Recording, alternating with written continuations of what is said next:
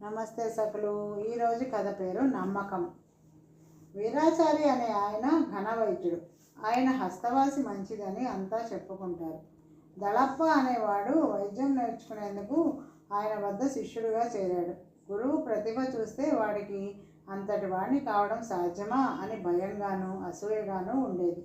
ఇలా ఉండగా ఆ గ్రామంలోనూ చుట్టుపక్కల కొత్త రకం జబ్బు మొదలైంది. అది వచ్చిన వారికి ఆకలి దప్పులు నశించి అన్నహితవు పోయి క్రమంగా క్షీణించిపోతున్నారు. అందువల్ల ఆ చిత్రమైన జబ్బుకి క్షీణరోగం అనే పేరు వచ్చింది. ఈ క్షీణరోగ నివారణకు వీరాచారి వద్ద మందులేమీ లేవు. ఆయన 4 రోజుల పాటు ఎంతో కృషి చేసి వైద్య గ్రంథాలన్నీ తిరగేసి మొత్తం మీద ఇలాంటి లక్షణాలకు నివారణోపాయం తెలుసుకున్నాడు. అందుకు కావలసిన మూలికలన్నీ దళప్పను సేకరించమన్నాడు. దళప్ప మూలికలు సేకరించేటప్పుడు అటువంటివే వేరే మూలికలను కూడా సేకరించి వేరే ఉంచాడు. గురువు ఆధ్వర్యంలో మందు తయారు చేసి గుళికలను చేశాక వాటిని జాడీలో నింపాడు. కానీ గురువుకు తెలియకుండా తను తెచ్చిన వేరే మూలికలను ఉపయోగించి మరొక రకం గుళికలు తయారు చేశాడు. ఇంతవరకు వచ్చాక మర్నాడు వాడు వీరాచారితో, గురువర్య, క్షీణరోగం చాలా ప్రాంతాలకు వ్యాపించి ఉంది. మీకు నేను గుళికలు చేసి ఉంచాను. వీటిని ఎలా చేయాలో నాకు తెలిసింది కాబట్టి నేను వైద్యం చేసి ప్రజలను క్షీణరోగం నుంచి కాపాడగలను. ఇప్పుడు వైద్యం ప్రారంభిస్తే నా కోసం వచ్చే రోగుల సంఖ్య ఎక్కువగా ఉంటుంది, మంచి పేరు వస్తుంది. తమరి దీవెనలు కావాలి అన్నాడు.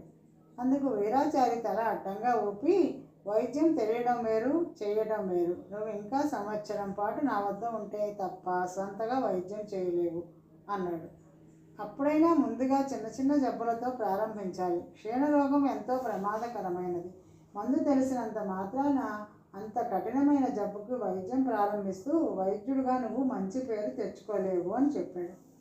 దళప్ప గురువు మాటలను కాదనలేదు. కానీ క్షీణరోగం ప్రబలంగా ఉండడం వల్ల వైద్య వృత్తి ప్రారంభించడానికి అదే అపూర్వ అవకాశమని, మళ్ళీ ఇలాంటి అవకాశం రాదని ప్రాధేయపడ్డాడు. వీరాచారి వాడి మీద జాలిపడి, అయితే సరే, నువ్వు పొరుగు గ్రామంలో వైద్య వృత్తి ప్రారంభించు. క్షీణరోగానికి మనం చేసిన గుళికల వల్ల రోగికి మొదటి రోజు భరించలేని బాధ కలుగుతుంది. ఆ విషయం ముందుగా హెచ్చరిస్తే రోగి భయపడతాడు కాబట్టి చెప్పకూడదు. రోగి బాధ భరించలేకపోతే మందు మార్చుతున్నాను అని చెప్పి మళ్ళీ అదే మందు ఇవ్వాలి. రోగికి 10 రోజుల పాటు రకరకాల బాధలు రావచ్చు. అయినా రోగిని తృప్తిపరచడానికి మందు మారుస్తున్నట్లు అబద్ధం చెబుతూ అవే గుళికలు ఇస్తూ ఉండాలి. 2 వారాలలో వ్యాధి తప్పక నయమవుతుంది. అయితే అంతకాలం నేర్పుగా, ఓర్పుగా రోగులను ఆకట్టుకోవాలి అంటూ చిట్కాలు చెప్పాడు.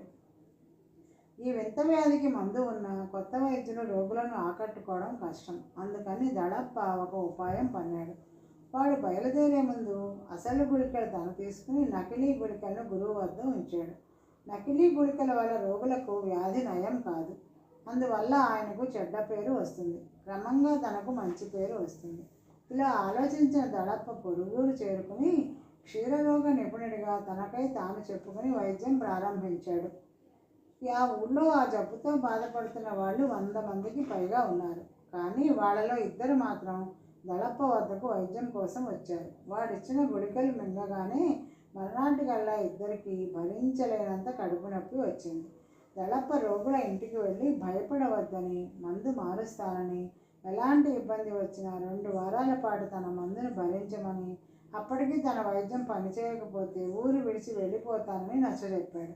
రోగులు సరే అన్నారు. కానీ రోజుకొక రకంగా వాళ్ళు బాధపడుతూ ఉంటే ఇంకెవరూ దళప్ప వద్దకు వైద్యానికి రాలేదు.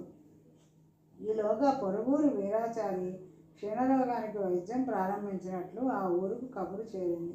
వెంటనే కొందరు వీరాచారి దగ్గరకు ప్రయాణమైతే దళప్ప వాడని వారిస్తూ, ఆ వీరాచారికి కూడా క్షీణరోగం విషయంలో మాత్రం నాకంటే ఎక్కువ తెలియదు, అక్కడికి వెళ్ళినా ప్రయోజనం ఉండదు అని చెప్పి చూశాడు.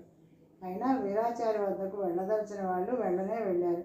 రోగం నయం కాకపోతే వాళ్ళకే బుద్ధి వస్తుంది అని దళప్ప తనలో తాను నవ్వుకుని గుళికల విషయంలో తను చేసిన పనికి మనసులోనే మురిసిపోయాడు.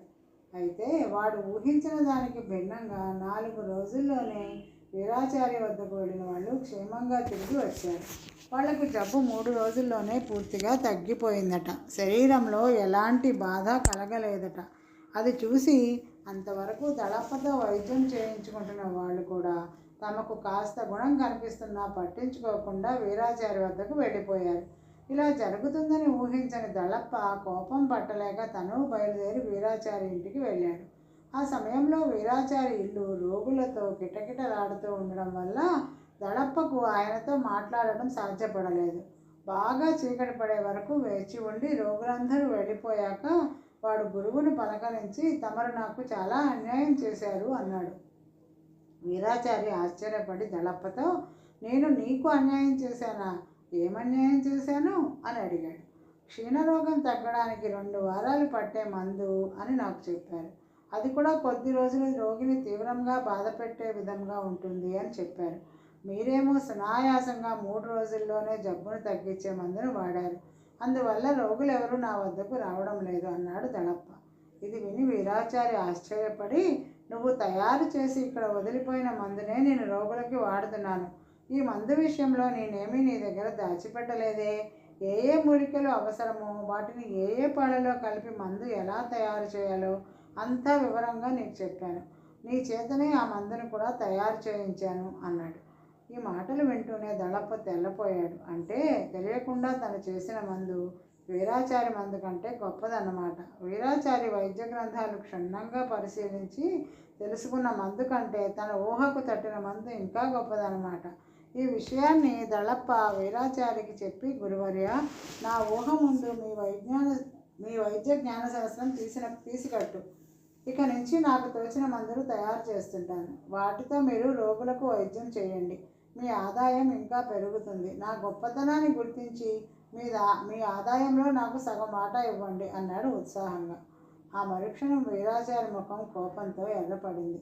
ఆయన తీవ్ర స్వరంతో, మూర్ఖుడా, క్షీణరోగానికి నేను చెయ్యమన్న దానికి బదులు వేరే మందు చేసి నాకు ఆ విషయం చెప్పకుండా దాచి పెడతావా? నీది క్షమించరాని నేరం. ఇందుకు నేను న్యాయాధికారికి అప్పగించవలసి ఉంది అన్నాడు. గురువు ఏనాడు అంత కోపంతో చూడని దళప్ప భయపడుతూ, నేను చేసిన మందు మీకు మేలే చేసింది కదా అన్నాడు. వీరాచారి శాంతించి దళప్ప తయారు చేసిన మందు వివరాలు తెలుసుకుని, ఇందులో క్షీణరోగాన్ని కుదిర్చే ఔషధాలు లేవు. ఈ మందును నువ్వు క్షీణరోగులకు ఇచ్చి ఉంటే చచ్చిపోయి ఉండేవాడు.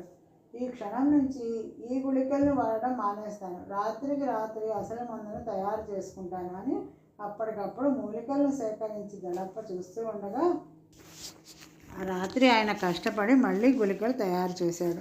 ఆ తర్వాత దళప్ప వీరాచారి వెంటనే ఉండి ఏం జరిగేది గమనించాడు.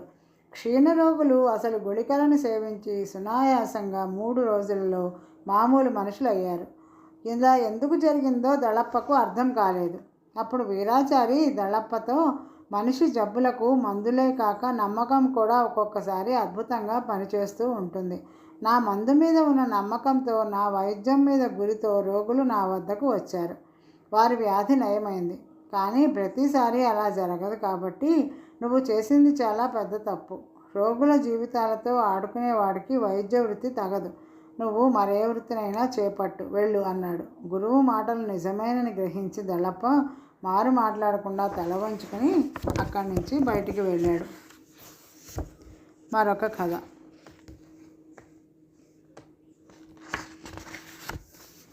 జ్ఞానం, పాండిత్యం. రంగనాథపురంలో పాండురంగడు అనే వ్యాపారి ఉండేవాడు. ఆయన వ్యాపారం 3 పువ్వులు 6 కాయలుగా నడుస్తున్నది.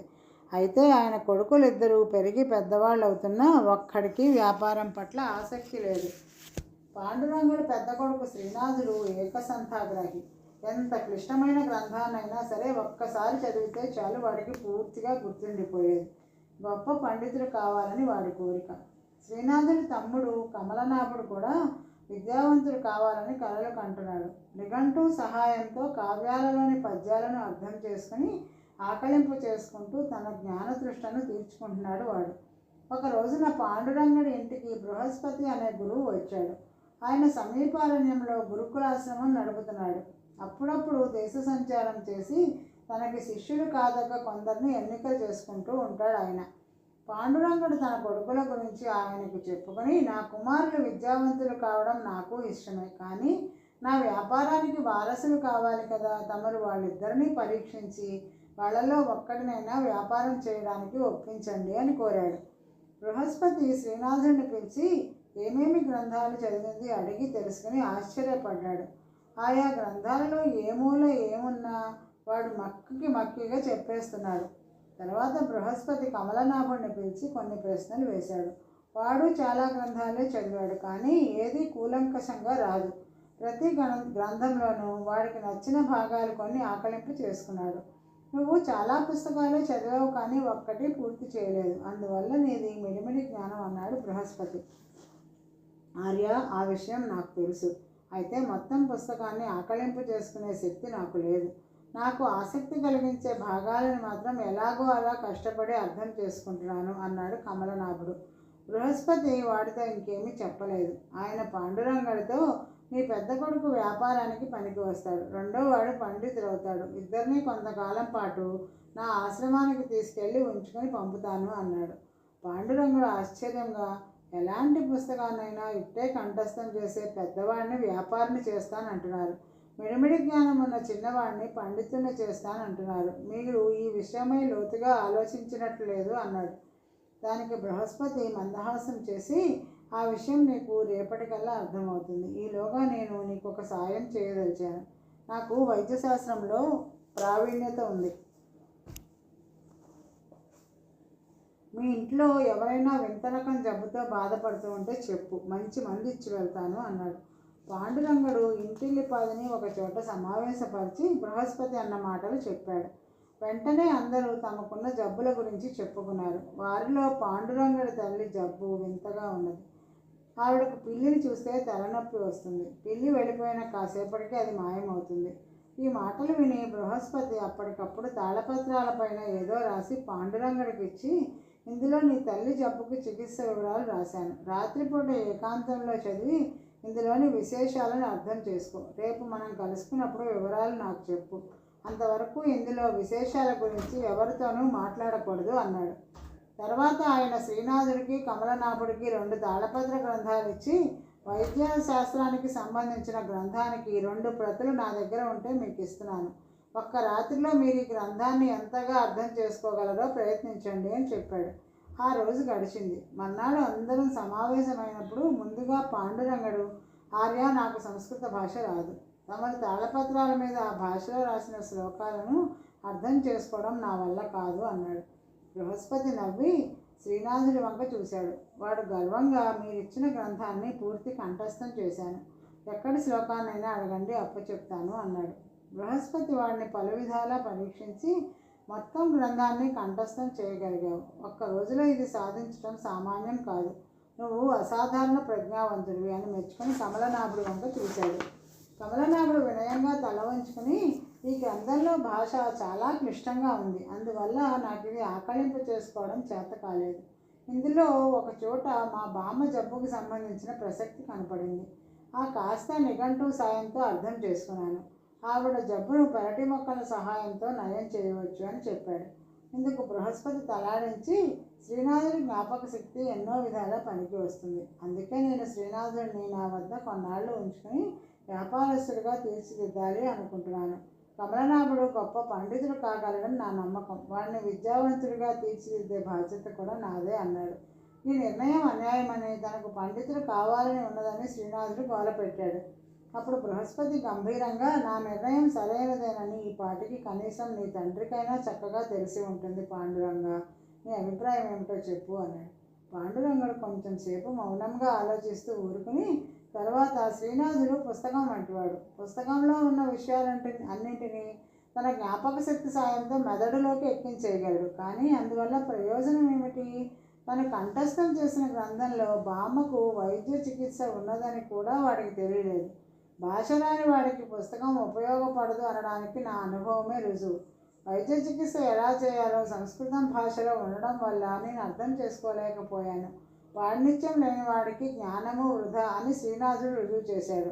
అవసరం మేరకు విషయాన్ని అర్థం చేసుకున్న కమలనాభుడికే పండితుడు కాగల అర్హత ఉంది. ఈ విషయాన్ని అందరికీ అర్థమయ్యేలా చెప్పిన బృహస్పతి గురువర్యులకు మనమందరం కృతజ్ఞతలమై ఉండాలి అన్నాడు. తర్వాత పాండురంగడి తల్లి చికిత్స మొదలైంది. బృహస్పతి వద్ద శిక్షణ పొందిన శ్రీనాథుడు గొప్ప వ్యాపారిగాను, కమలనాభుడు గొప్ప పండితుడిగాను క్రమంగా పేరు తెచ్చుకున్నారు. రోజుకి కథ సమాప్తం సకలు. తిరిగి మరొక కథతో రేపు కలుద్దాం. నమస్తే.